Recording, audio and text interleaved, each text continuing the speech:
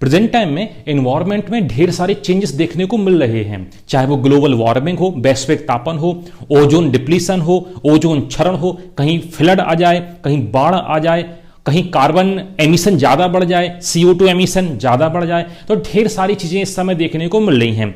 Current exam में आप देखें या जितने भी एग्जाम आप देखें, लोअर लेवल से लेके या सब ऑर्डिनेट लेवल से लेके हायर लेवल तक हर जगह एनवायरनमेंट भी आने लगा है और एनवायरनमेंट करंट से जोड़ के वो करता है। तो यहां पे मैं आपको जो बेसिक कंसेप्ट हैं एनवायरनमेंट के, यहां से लेके करंट तक आपको मैं टच कराऊंगा। तो आइए आज बात करते हैं कुछ एनवायरनमेंट के बारे में, एनवायरनमेंट के कुछ एक टॉपिक के बारे में आज डिस्कशन करते हैं।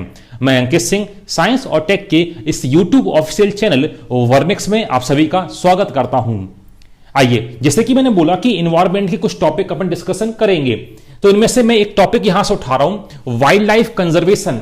नाम सभी ने सुना होगा, हिंदी बोलते वन्य जीव संरक्षण। पहला क्वेश्चन यहीं से आएगा कि व्हाट इज वाइल्ड लाइफ, वन्य जीव होता क्या है। नाम तो समझ में आ गया कि वन्य जीव है क्या, इसकी डेफिनेशन क्या है। लोग अपनी अपनी डेफिनेशन देते हैं, एग्जैक्ट डेफिनेशन कहीं आपको देखने को नहीं मिलेगी। तो इसमें आपको बताऊंगा कि वाइल्ड लाइफ होता क्या है और इसका कंजर्वेशन, इसको संरक्षित क्यों करना है, इसको कंजर्व क्यों करें, नहीं करेंगे तो क्या हो जाएगा। तो मैं वाइल्ड लाइफ कंजर्वेशन टॉपिक को यहां पे उठाऊंगा या इसके बारे में अपन डिस्कशन करेंगे। तो उसमें क्या क्या आता है, तो एक जनरल आइडिया मैं यहां पे आपको दे रहा हूं। तो फर्स्ट यहीं से अपने स्टार्ट करेंगे। Wild life, what is wild life, वन्य जीव क्या है, इसमें क्या इंक्लूड है, क्या शामिल है, क्या इसमें शामिल नहीं है। सेकंड बहुत काम का टॉपिक, बायोडायवर्सिटी, हिंदी बोलते जैव विविधता एंड इट्स टाइप, और उसके प्रकार। तो जैव विविधता और उसके प्रकार, अल्फा बीटा गामा इसके टाइप्स होते हैं, क्या होते हैं, मैं आपको उसका की कंसेप्ट आपको बताऊंगा इसमें।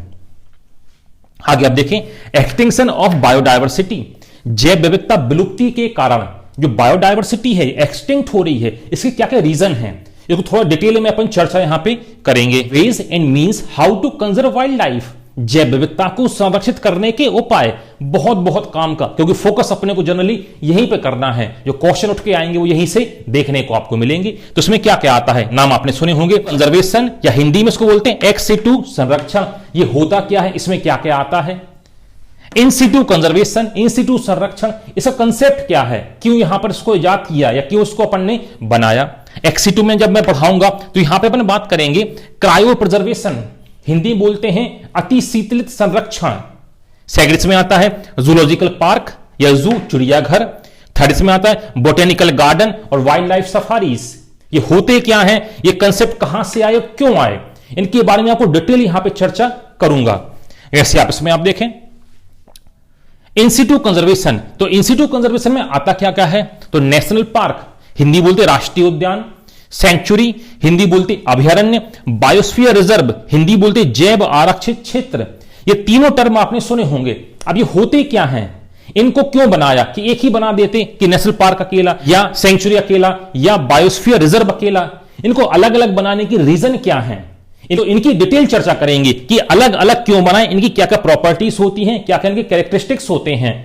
तो इन तीनों के बारे में अपने को देखना है। इसके अलावा आप देखें वाइल्ड लाइफ टर्मिनोलॉजी, वन्य जीव शब्दावली, ढेर सारे इसमें शब्द आते हैं, red data book, WWF, IUCN, IUPN, MEB, ढेर सारे इसमें टर्मिनोलॉजी आएंगी। तो मैं इसको एक एक करके डिक्टेट करूंगा, सब बताऊंगा इसमें क्या क्या क्वेश्चन आते हैं, कैसे कैसे यहां से बनता है। इसके अलावा आप देखें important days and weeks related to environment, पर्यावरण से जुड़े हुए महत्वपूर्ण दिन और सप्ताह है। फॉर एग्जाम्पल मैं आपको देता हूं वर्ल्ड इन्वायरमेंट डे, तो 5th ऑफ जून। अब यही क्यों है 5th ऑफ जून, इसका रीजन क्या है, या वर्ल्ड अर्थ डे या वर्ल्ड फॉरेस्ट डे, तो इनके बारे में आपको बताऊंगा जहां जहां से एग्जाम ने क्वेश्चन किए हैं। बहुत बहुत काम का ये भी है, सीधे क्वेश्चन यहां से आते हैं। इसके अलावा आप देखें एनवायरमेंट मूवमेंट्स, पर्यावरण से जुड़े हुए आंदोलन, कुछ नाम आपने सुने होंगे जैसे विश्नोई आंदोलन, नर्मदा बचाओ आंदोलन, चिपको आंदोलन, एपिको आंदोलन। ये जितने भी मूवमेंट हैं, जितने भी ये आंदोलन हैं, ये कहीं ना कहीं इन्वायरमेंट से जुड़े हुए हैं। तो यहां से एग्जामिनर क्वेश्चन करता है कि किस स्टेट से जुड़े हुए हैं, इसका एम क्या था, या कौन कौन इससे जुड़ा हुआ है। तो ढेर सारे क्वेश्चन यहां से बनते हैं। Famous national park, sanctuaries and biosphere reserve of India as well as MP। तो यहां पे आप देखें यहां पे जितने भी नेशनल पार्क हैं इंडिया के, उनको मैं डिस्कशन करूंगा, क्या क्या वहां पे फेमस है, कौन कौन सी स्पीसीज पाई जा रही है, या कौन सी एक्सटिंक्ट होने वाली है, कौन सी स्पीसीज नहीं वहां इवॉल्व हुई है। इन सब के बारे में मैं चर्चा करूंगा, इंडिया और साथ में एमपी से भी ढेर सारे क्वेश्चन यहां से बन जाते हैं। तो इंडिया के फेमस तीनों चीजें, थोड़ा डिटेल टॉपिक ये रहेगा, प्लस एमपी के, तो सारे में यहां पे कवर करता हुआ चलूंगा। जैसे फॉर एग्जांपल मैं आपको देता हूं, संगाई डियर नाम आपने सुना होगा, कीबुल लमजाओ, मणिपुर में है, फ्लोटिंग नेशनल पार्क, तैरता हुआ नेशनल पार्क। तो वहां पे एक स्पीसीज पाई जाती है संगाई डियर, हिरण की एक स्पीसीज है। अब ये क्या एक्सटिंक्ट होने वाली है, तो इसके बारे में कुछ चर्चा करेंगे। यहां से स्टेट पीएससी या अपर एग्जाम क्वेश्चन करते हैं, तो मैं आपको डिटेल में आपको बताऊंगा, तो आपको यूपीएससी टच करते हो यहां पे मैं आपको चलूंगा। कंसेप्ट ऑफ थ्रेटेंडेड स्पीसीज, हिंदी बोलते हैं संकटग्रस्त जातियां, इनका कंसेप्ट क्या है। यहां पे ढेर सारी स्पीसीज आती हैं, फॉर एग्जांपल मैं आपको दे रहा हूं, critically endangered species, vulnerable species और रेयर स्पीसीज। ये है क्या, किस क्राइटेरिया के अंतर्गत या किस क्राइटेरिया के अकॉर्डिंग इनको इसमें रखा जाता है। किसी को क्रिटिकल में, किसी को एंडेंजर्ड में, किसी को वल्नरेबल में, कई को रेयर स्पीसीज में रखा जाता है। तो सब कुछ क्राइटेरिया होता है और कौन कौन सी स्पीसीज प्रेजेंट में इसमें रखी गई हैं, ये सारी बातों के ऊपर चर्चा अपन इसमें करेंगे।